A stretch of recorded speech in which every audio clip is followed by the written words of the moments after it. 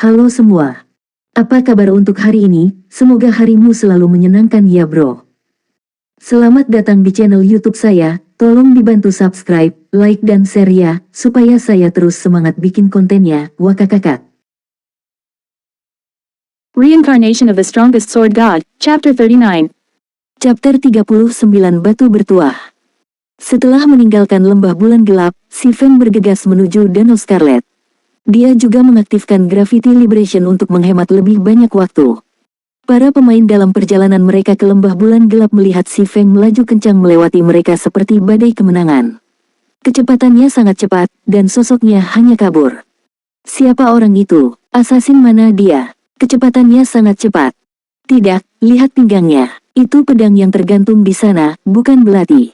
Dia harus menjadi swordsman. Petik 2. Sampah. Apakah swordsman saat ini OP? Desas-desus yang tersebar luas di forum menyatakan bahwa pendekar misterius membegal wali kota-kota Daun Merah.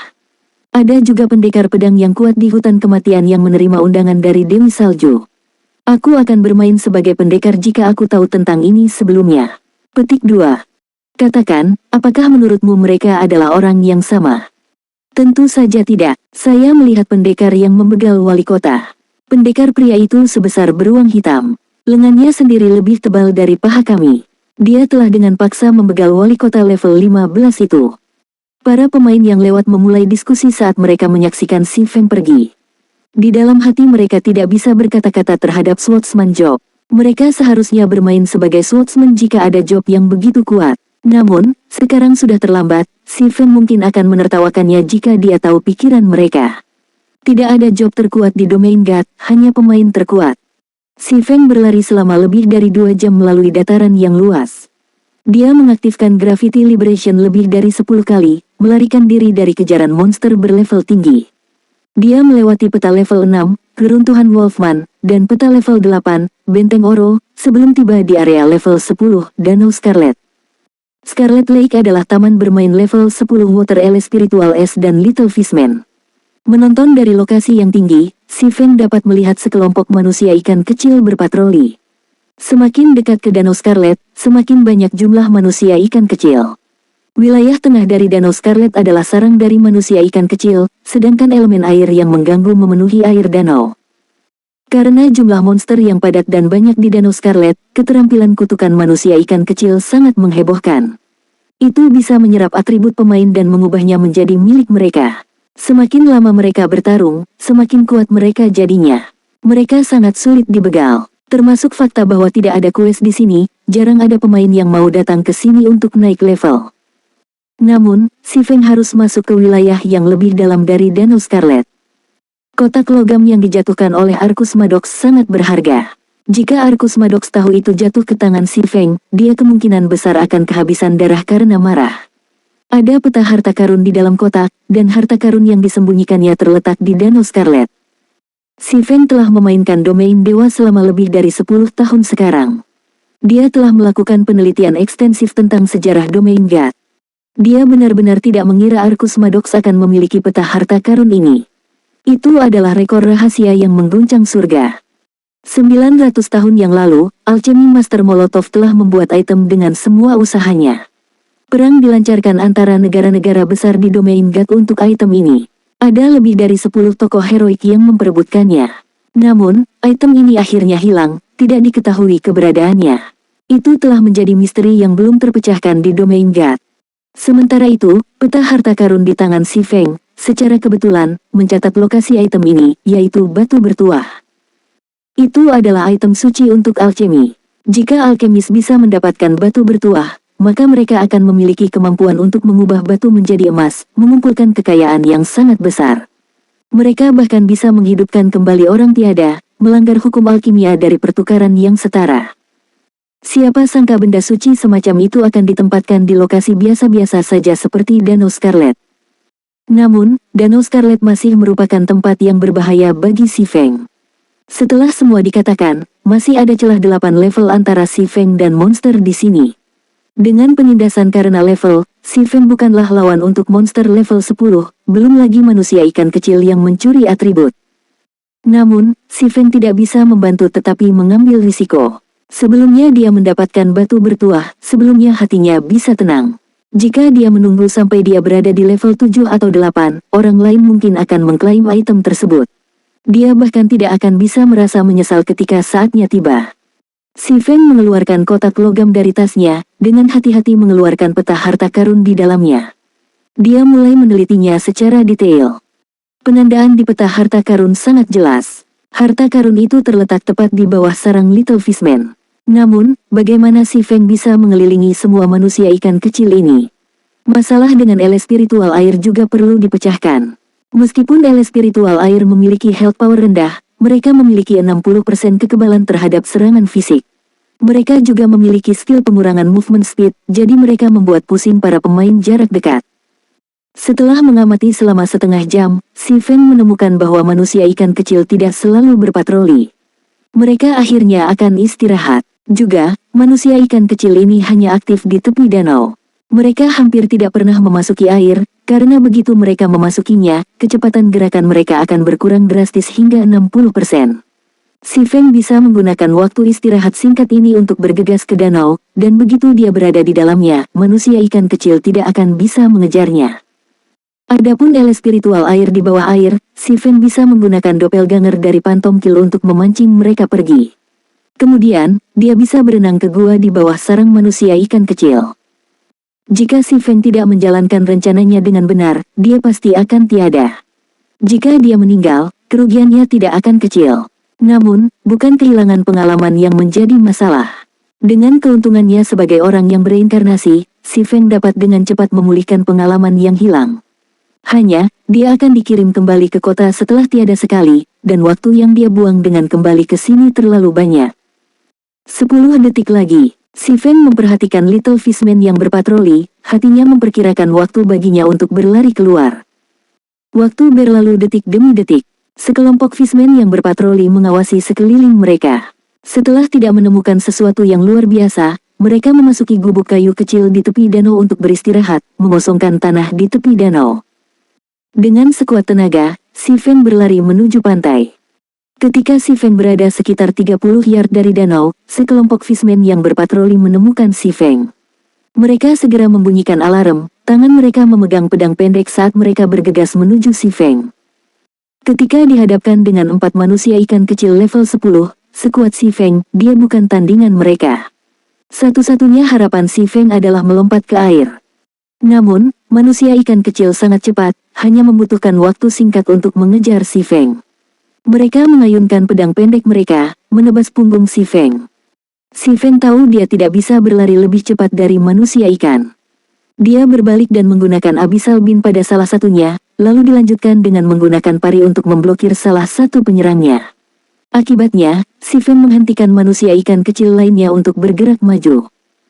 Menggunakan kekuatan di balik serangan Fishman, si Feng berhasil menarik jarak lebih dari 3 yard. Dia mengaktifkan Gravity Liberation dan kemudian melompat ke danau. Namun, manusia ikan kecil lainnya dengan cepat menyusul, melompat ke danau setelah si Feng juga. Celepuk. 4 manusia ikan kecil jatuh ke air. Namun si Feng, dengan liar berlari di atas permukaan danau.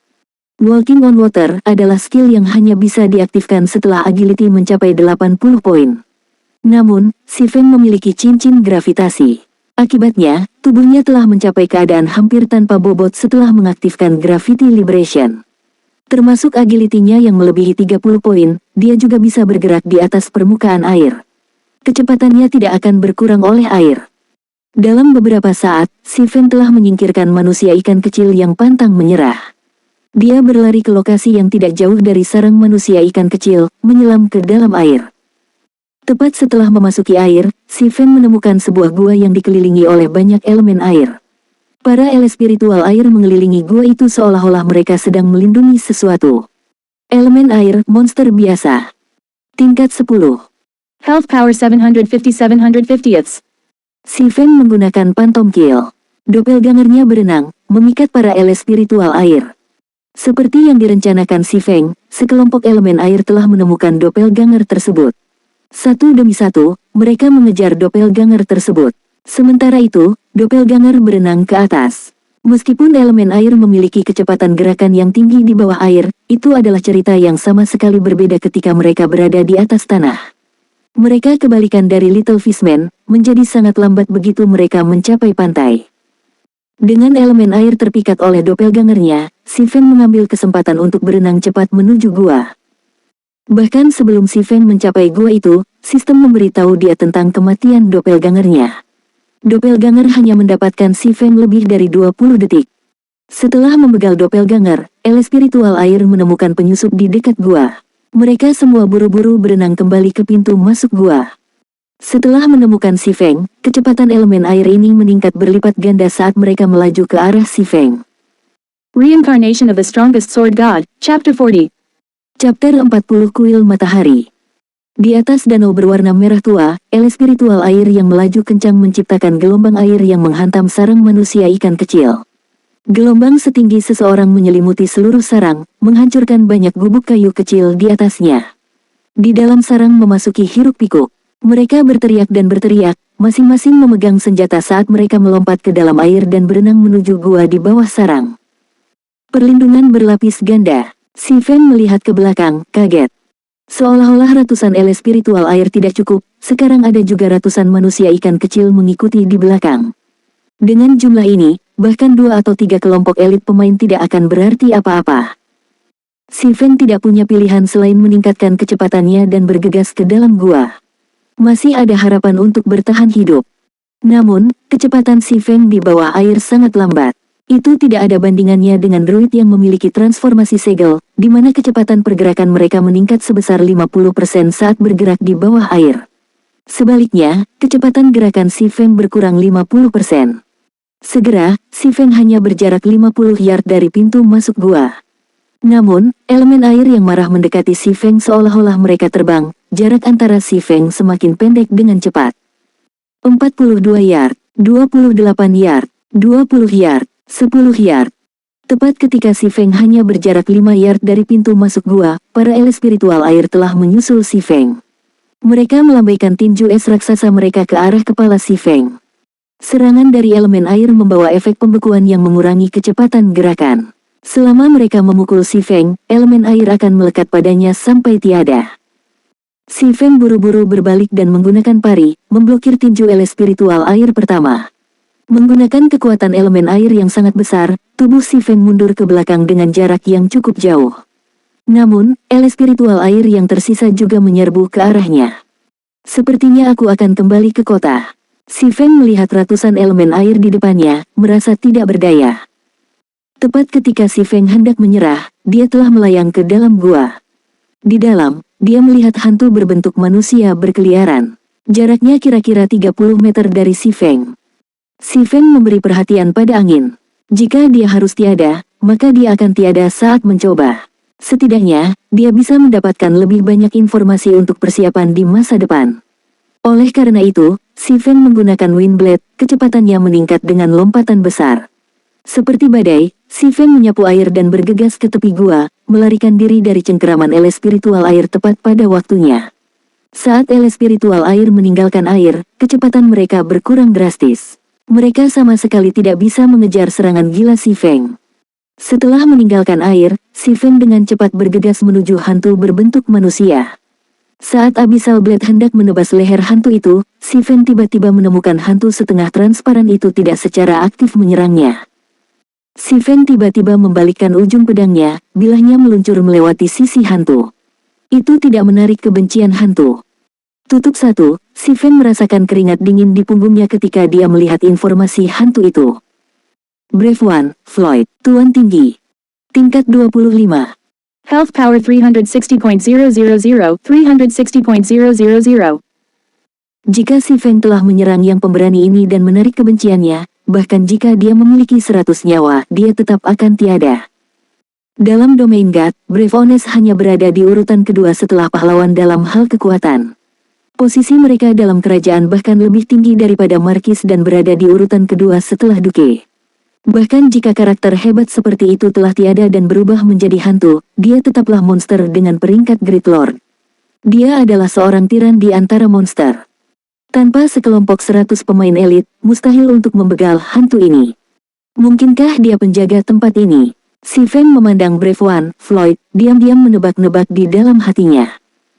Biasanya ada penjaga yang ditempatkan di sekitar tempat-tempat dengan harta karun. Adapun manusia ikan kecil dan elemen air di luar, mereka paling banyak bisa dianggap sebagai anjing penjaga.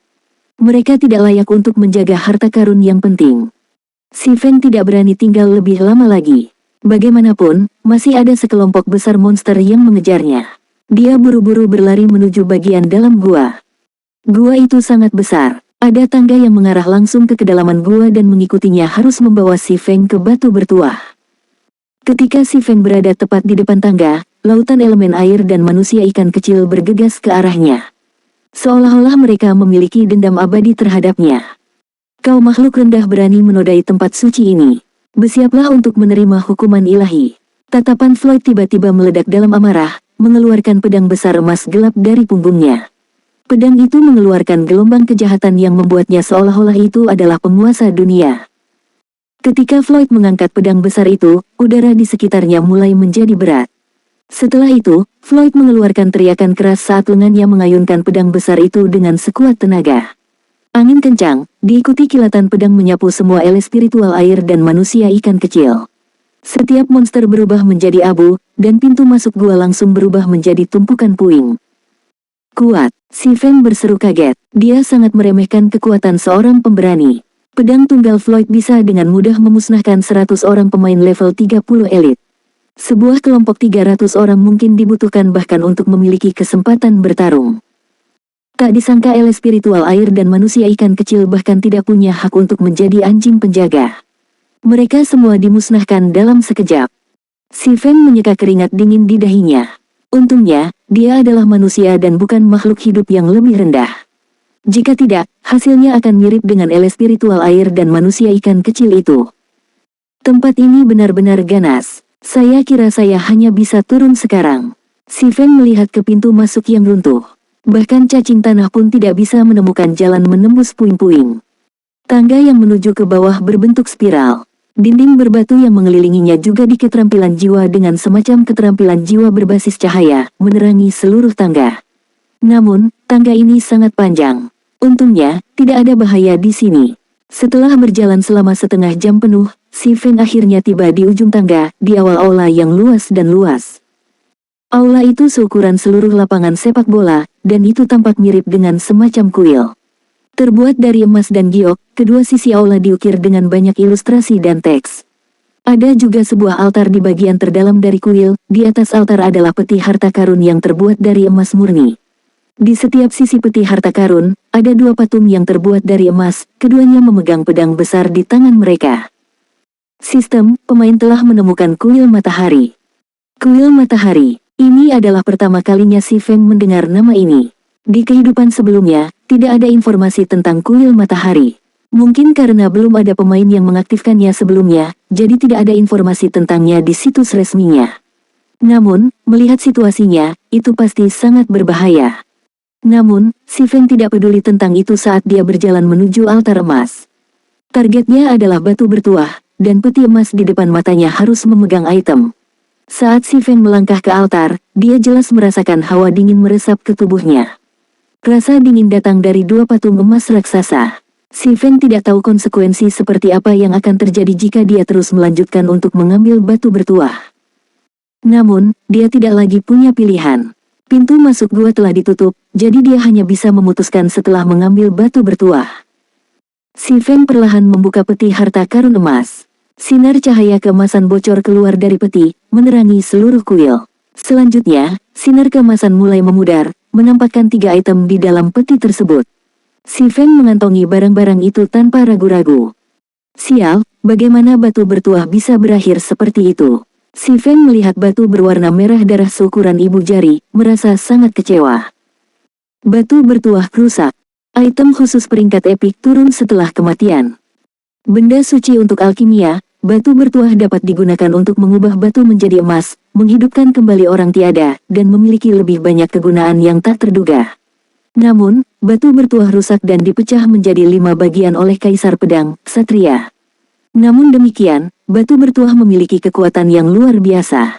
Selama 5 bidak dikumpulkan, itu akan dapat memulihkan semua kekuatannya. Efek aktif, karena rusak, batu bertuah memiliki kurang dari 1/10 kekuatan aslinya. Ini hanya mungkin untuk digunakan untuk konversi alkimia dan penyempurnaan elemen. Meskipun efeknya sangat berkurang, si Feng masih puas dengannya. Kedua kemampuan ini akan memungkinkan si Feng mencapai banyak hal. Adapun 2 item yang tersisa, salah satunya adalah Golden Greatsword senjata Fine Gold level 10. Item lainnya adalah gulir keterampilan jiwa gerakan seketika. Harta yang luar biasa. Si Feng melihat Golden Greatsword di tangannya dengan sangat bersemangat. Selain senjata keterampilan jiwa, itu adalah item terbaik yang bisa dimiliki pemain level 10. Jika seorang pemain level 10 menggunakan pedang besar ini, mereka pasti bisa menjadi tak terkalahkan di antara pemain dengan level yang sama. Saat ini kedua patung di samping bergetar. Mata mereka mengeluarkan cahaya merah, mengunci pandangan mereka pada si Feng. Si Feng menggunakan gulir keterampilan jiwa gerakan seketika tanpa ragu-ragu. Segel magis berwarna emas tiba-tiba melilit si Feng. Mantra pada Magic Scroll memiliki waktu cast 3 detik, dan mampu mengirim pemain ke lokasi yang dipilih. Magic Scroll ini sangat berharga. Meskipun hanya ada beberapa salinan di seluruh domain lore, tiada di tempat ini adalah kerugian yang jauh lebih besar bagi si Feng. Saat si Feng hendak ditebas oleh patung emas, dia lenyap dari kuil.